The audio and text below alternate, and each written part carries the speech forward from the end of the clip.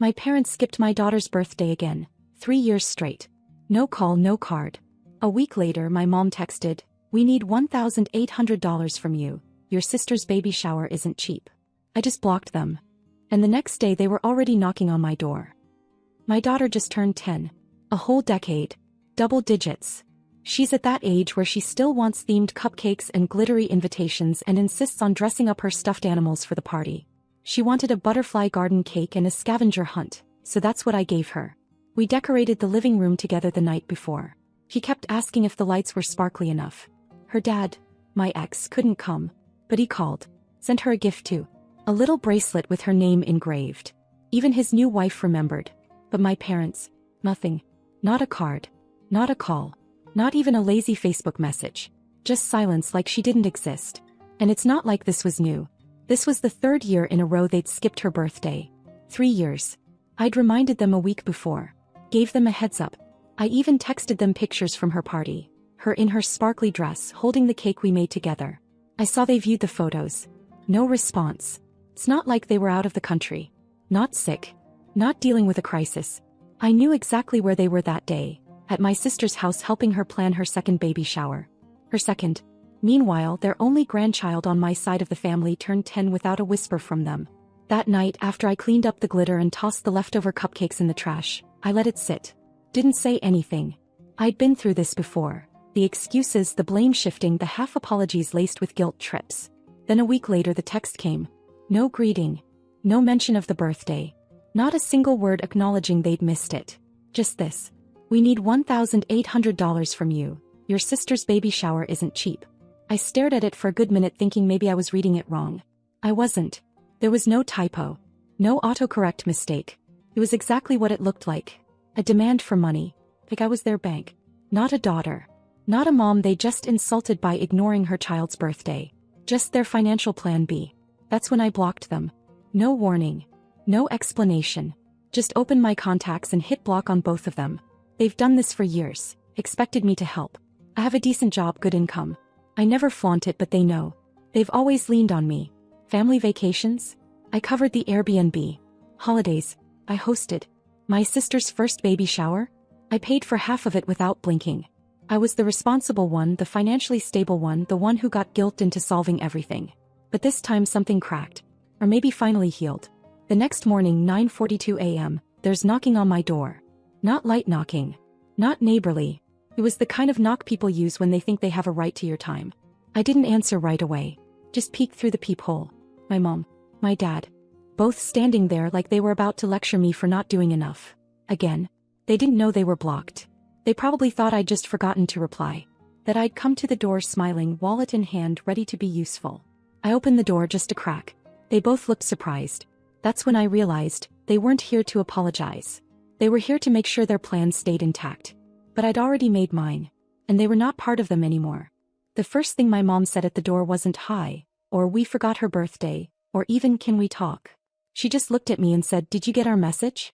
She meant the text about the $1,800. Not the message they sent by ignoring my daughter's 10th birthday for the 3rd year in a row. I didn't invite them in. I stood in the doorway and told them yes, I got it, and yes, I blocked them. My mom blinked like she hadn't heard me right. My dad shifted his weight, glanced down the street like he wished he were anywhere else. I repeated it. I told them I blocked their numbers and no, I wasn't sending them a dime. They looked genuinely stunned. Not because I was angry, but because they honestly didn't expect consequences. My mom actually said, "Julia, this isn't like you. You always help." She meant it as an accusation, not a compliment. That was their entire issue in one sentence. They counted on me being the one who always says yes, always picks up the slack, always swipes my card while they call it family support. They've leaned on me since I was 22. When my sister got pregnant the first time, I was the one who helped her set up her apartment, bought the crib, helped pay for her hospital bills when her boyfriend disappeared. When my parents had a plumbing disaster, I paid. When they wanted a family vacation to Hawaii 2 years ago, I was the one who covered the house rental because they couldn't swing it this time. They always promised to pay me back. They never do. And every time I swallow it, tell myself it's family, that I'd want someone to do the same for me if I needed it. But I realized something standing there in the doorway. I've never needed it. I've never asked them for help. Because I knew it wouldn't come. So I told them no. And when my mom started talking over me about how my sister was stressed, how they already put down deposits, how I was blowing everything out of proportion. I just said, "You forgot your granddaughter's birthday." She didn't say anything. Just looked at me like that was beside the point. My dad finally opened his mouth to say something. No apology, no acknowledgement, just something like, "Let's not make this bigger than it is." And that's when I shut the door. 10 minutes later, my sister started texting. One after another, paragraphs saying Mom was crying in the car, saying I was making everything harder than it had to be. That they were all stressed and didn't need this drama right now. That the baby shower was already planned and now they were scrambling. She said I needed to get over myself. That just because I make more money doesn't mean I can hold it over everyone's head. She finished it with, "It's not always about you, Julia." And that's what actually made me laugh. Because it's never about me. It's about what I can do for them. What I can pay for. What I can fix. I didn't reply. I turned my phone off, took my daughter out for pancakes and bought her the skateboard she'd wanted but never asked for. That night my dad left a voicemail. It was short. "Call us back so we can fix this. We need to move on." But I already had. The baby shower was set for the following Saturday, and if you saw the invite, you'd think it was a small wedding. White tents, catered buffet, pastel floral theme, customized sugar cookies with the baby's name on them, which hadn't even been announced yet, just the initial M. They had a photographer booked, a balloon arch ordered, even a violinist for the arrival moment. It was absurd. A production. I'd seen the invite weeks ago before the birthday incident, and at the time I'd laughed at the extravagance. But what caught my eye was my name at the bottom. Hosted by Jessica's family, Julia, big sister, and friends. I never agreed to that. I never offered to pay for anything. But it didn't matter. They always assumed. Because for years I'd been the one they could count on. Or more accurately, the one they used. After I blocked them, I didn't say a word to anyone. No dramatic messages. No long emails. I just went quiet. And let the plans unravel on their own. By Tuesday things started to shift. I didn't hear from my mom or dad directly, but I got a Venmo request from my sister for $600, labeled shower catering final deposit. I declined it. Twice. On the third time she added a note. "We really need this, Julia. You said you'd help." I never said that. Not once. But they've rewritten stories so many times they actually believe them. On Wednesday a new number texted me. A catering company. They asked if I had another card to provide, since the one they had on file had been declined, and the deposit deadline was that night. That's how I found out they tried to use my old card again. The one I gave them 2 years ago to help them book a hotel for a family trip. I hadn't realized it was still saved somewhere. I called the bank immediately. Reported it, canceled the card, requested a new one. When the woman on the phone asked if it was fraud, I hesitated, then said yes. Because honestly that's what it was. Later that night I got 3 missed calls from my sister. Then a flurry of texts, rapid fire, like she was just typing without thinking. "What is wrong with you? You're being cruel. Mom's crying nonstop. You always do this when things aren't about you. You're ruining the shower and you don't even care." I didn't reply to any of them. I went to bed and slept better than I had in weeks. Thursday morning I woke up to messages from 2 cousins and 1 aunt, asking if everything was okay and if the baby shower was still happening. Apparently the RSVP link stopped working. My sister must have shut it down. There was no announcement, no update, just silence. The same kind they gave me and my daughter a week earlier. I was tempted to respond, to send them the full story. But I didn't. I wasn't trying to turn anyone against anyone. I was just done participating. That night my sister called again. I don't know why I picked up. Curiosity maybe. She didn't waste time. She was furious. She said they were now over $1,200 short. That vendors were backing out. That people were texting her asking if the event was cancelled. That our parents were panicking and she was 8 months pregnant and didn't need this stress. I waited. Then asked one question. "Did you even remember her birthday?" She didn't respond. Just sat there in silence. So I kept going. I told her I wasn't trying to sabotage anything. I just wasn't participating. Not this time. Not ever again under those terms. I told her they could host whatever party they wanted with whatever money they had. But my role as backup while it was over. Then she said something I won't forget. "We thought you'd come around like always. You usually get over it." That was the moment it hit me. They counted on me not standing up for myself. They had built their expectations around the idea that I'd stay silent even when it hurt. That I'd absorb the hits and show up anyway. Not this time. I told her I wasn't angry anymore. Just awake. And then I hung up. Friday morning I checked the baby shower website. It was gone. I didn't need anyone to tell me. The whole thing had been called off. No apology. No explanation. Just silence. But I knew that wouldn't last. Because June was coming. And every June we did the big family beach trip. They'd already picked the house. Already started the group chat. Already assumed I was paying the deposit. They had no idea what was coming. June came fast. Too fast. The kind of month that feels like it's sprinting towards something, and I already knew what. The family beach trip. Every summer since I was 28 I booked the house. Always the same stretch of coastline in North Carolina, near the pier, 10 minutes from the taco place everyone liked. I handled the deposit, the contract, even the groceries. My mom always promised to Venmo me later. He never did. This year I waited. I wanted to see how long it would take them to ask. They didn't wait long. Second week of May I got added to the group chat again. Family Beach Week 2025 Sund. I hadn't said a word in it since last year. But there was a message from my mom. Hey everyone. Julia, we're thinking July 7th to 14th. Can you check availability for the same house as last time? No one said a word about the baby shower. Or my daughter's birthday. Or anything that happened just weeks before. They acted like none of it happened. That was the most surreal part. Like they'd decided to just skip the chapter and hope I'd do the same. I didn't respond. Not for a full week. Then finally I just said, I'm not going this year. You'll have to book without me. The group chat went quiet. Dead silent for 2 full days. Then my dad replied, why not? Is something going on? My sister followed. You're being really immature about all of this. That vacation is for the kids. I didn't respond. So they tried a different tactic. A call from my mom. I let it go to voicemail. She said she understood if I couldn't afford it this year, that they could all chip in more. That she'd even help me cover it if that's what I needed. That's when I realized, they actually believed money was the issue. Not years of being ignored, used, left out unless I was useful. That voicemail made me angrier than anything. Because they still didn't get it. So I replied in the chat, it's not about money. It's about finally being tired of being the one you all only call when you need something. After that, the messages slowed down. I figured maybe they'd finally get the hint. Until the email came. I was sitting at work on a Thursday, going through invoices when a subject line popped up from Shoreside Rentals. I opened it. It was a reservation confirmation for the beach house. But under my name. With my personal email. My billing address. And somehow, my new credit card number. I stared at the email like it was a magic trick. Then it hit me, they used my daughter's school payment portal. I'd recently helped set up an automatic donation for a fundraiser, and I'd used my new card. The school had an online platform connected to a shared family account I had originally set up for emergencies years ago, and I never unlinked my info. It was still visible to anyone with access. And they had access. They used it. I called the rental company immediately. Told them it was unauthorized.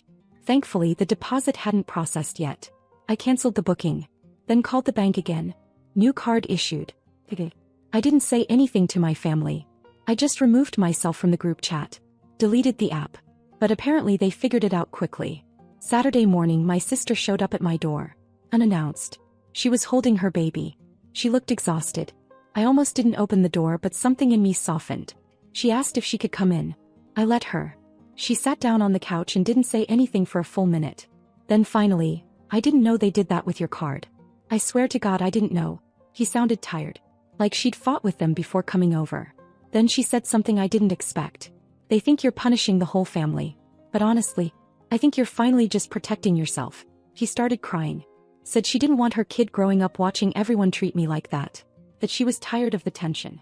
That she wanted things to be different, but didn't know how to make that happen. I didn't say anything right away. Just sat with it. It wasn't the reconciliation I expected.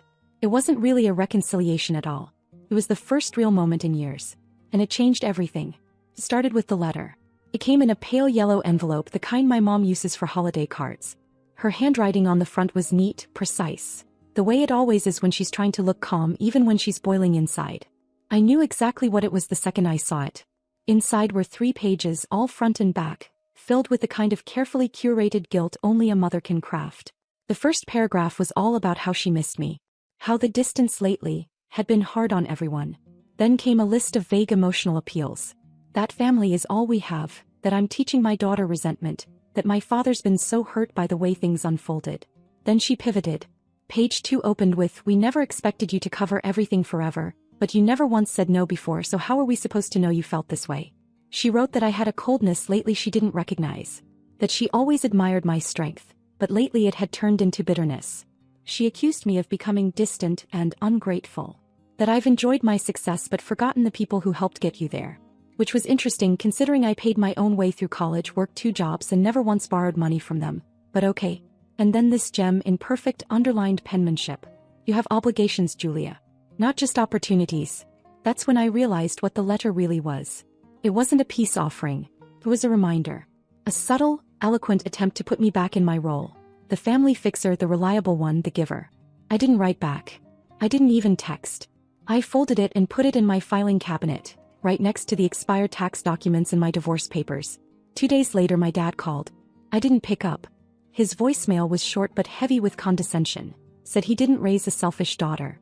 That he didn't understand where all this was coming from. That my sister needed me. That the whole family was talking. That part made me pause. Because it wasn't just them anymore. Apparently my mom had gone on a quiet campaign. She'd reached out to relatives, dropped hints, played the victim. And now, aunts and cousins I hadn't heard from in years were suddenly resurfacing. My cousin Mark messaged me out of nowhere, saying he'd heard I was going through something. Another cousin, the one who always shows up late to everything, sent me a link to some article about the importance of forgiveness in families. Forgiveness? For what? I didn't scream. I didn't cut anyone off with theatrics. I just said no, clearly and calmly for the first time in a decade.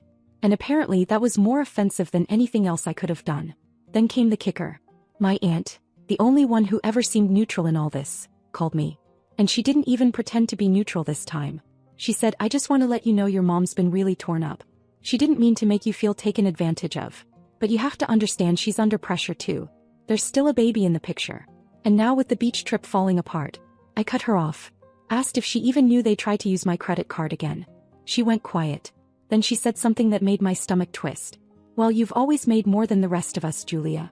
I think maybe they just assumed you didn't mind helping out. There was the root of it all. Because I'd worked hard, built a stable life, and learned how to be independent, I was now expected to carry everyone. And not just carry, do it with a smile. And if I didn't, I was selfish, cold, not the Julia they used to know. They didn't want to fix anything. They wanted to remind me who I used to be, and punish me for outgrowing her. That night, my sister sent a photo in a private message. Just her baby sleeping. No caption. No apology. No context. I stared at it for a long time. I didn't respond. But I felt something shift again. Not anger. Not guilt. Just sadness. Because this wasn't going to get better on its own. And I knew what was coming. I just didn't know how soon. It was a quiet Sunday, one of those slow afternoons where the sun feels softer and time stretches in a good way. My daughter and I were in the backyard painting an old bench we dragged home from a garage sale. She chose a bright teal color and was covered in smudges from head to toe. I didn't even care that the brush strokes were uneven or that she was wearing her good leggings. She was laughing and I was relaxed. That was rare. Then the gate creaked open. Not the doorbell. Not a knock on the front door. The side gate. I turned around and there they were, my sister, her fiancé, and the baby in a carrier on his chest. She was holding a paper bag and he had a folded blanket under his arm. They looked hesitant, like they weren't sure if I'd send them away. I didn't say anything. Just waited. She asked if they could sit. I gave a small nod and stepped aside. They laid the blanket down on the grass. My daughter didn't say anything either. She just kept painting, eyeing them out of the corner of her eye like she was trying to decide if this was a trick. My sister sat across from me and pulled out 2 sandwiches wrapped in wax paper. She handed one to me and the other to my daughter along with a lemonade. Then she said, I remembered she doesn't like the strawberry kind. That detail hit harder than it should have. Because it meant she'd been paying attention. And for a long time it never felt like anyone was. She didn't launch into apologies. She didn't bring up the fight, the cancelled shower, the card fraud, or the group chat. She just said, I don't want to keep going like this. I don't want the baby growing up thinking this is how sisters work. She told me she'd been watching our parents lately. Really watching. How they handled things. How they shifted blame. How they expected me to fund things they couldn't afford, without ever asking themselves if they should even be planning them in the first place. Then she said she told them she was done participating in that system. She told them I didn't owe anyone $1. And until they apologized to me directly, no deflection, no excuses, they weren't going to hear from her either. I didn't know what to say. I didn't expect any of it. Not from her. Then she looked at my daughter and asked if she wanted to hold the baby. There was a pause. A quiet one. Then my daughter stood up, hands still covered in dried teal paint, and reached out carefully. She held her baby cousin like something sacred. For a few minutes no one spoke. We just sat there, 4 adults and 2 kids, on a blanket in the backyard like none of the last few months had happened. And for once the silence didn't feel like tension. It felt like air finally being let into a closed room. Eventually I asked her why she came now. She shrugged and said, because you stopped pretending. And that gave me permission to stop too. It wasn't dramatic. There were no tearful embraces or sudden healing. It was more like a pressure release. A moment of honesty in a family that had been avoiding it for years. Before she left, she said she didn't expect everything to be fixed. But she wanted something real. Something that didn't require anyone pretending anymore. I told her I was open to that. Later that evening, I found a short email from my mom. Just one sentence. "I think we need to talk." I didn't reply. Not yet. But I smiled. Because now, finally, it's going to be on my terms. The final update. It's been almost 3 months since that day in the backyard, and if you told me back in April that I'd be texting my mom again, voluntarily, I wouldn't have believed you. But here we are. It started slow. After my sister's visit, I waited a week before replying to my mom's email. I kept it short. I told her I was open to a real conversation, but only if it wasn't going to be about guilt, manipulation, or what I owed. I said I wasn't interested in rehashing the past unless it was to acknowledge it honestly. And if that wasn't something she could do, it was better to leave things where they were. To my surprise, she agreed. She asked if she could come over for coffee, just her, no dad. And when she showed up, she brought a notebook. She'd written down things she wanted to say because she said she knew she had a tendency to get defensive when things got uncomfortable. That part alone was huge. She actually apologized. No qualifiers. No "if you felt that way" language. She said she was wrong. That they'd taken advantage of me. That she didn't realize how much I'd been carrying, and how invisible I'd been made to feel. She even admitted they'd leaned on me financially because I was the safe one.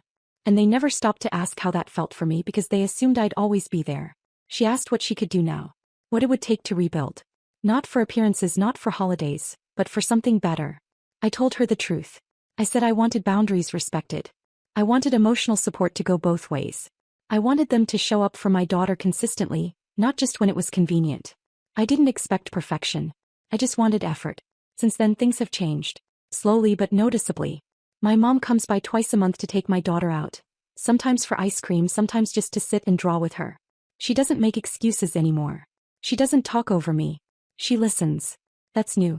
My dad's been quieter. He hasn't apologized directly, and I'm not holding my breath.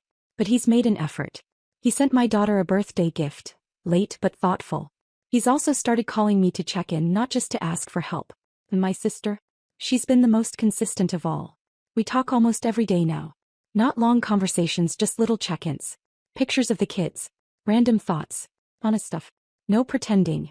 She doesn't shy away from hard topics anymore, and she doesn't expect me to be her fixer. She even paid for her own portion of a small family weekend we did last month. No drama, no expectation that I'd swoop in. It's real. For the first time in years, it feels like a family where everyone is responsible for their part. No one's perfect, but no one's hiding behind old roles either. And I think that's what makes it work. There's still a lot we haven't unpacked. Decades of habits don't vanish overnight. But for now we're trying. And it doesn't feel forced. I still say no sometimes. I still protect my time, my energy, my daughter. But I do it knowing they finally understand why. And that might be the biggest change of all.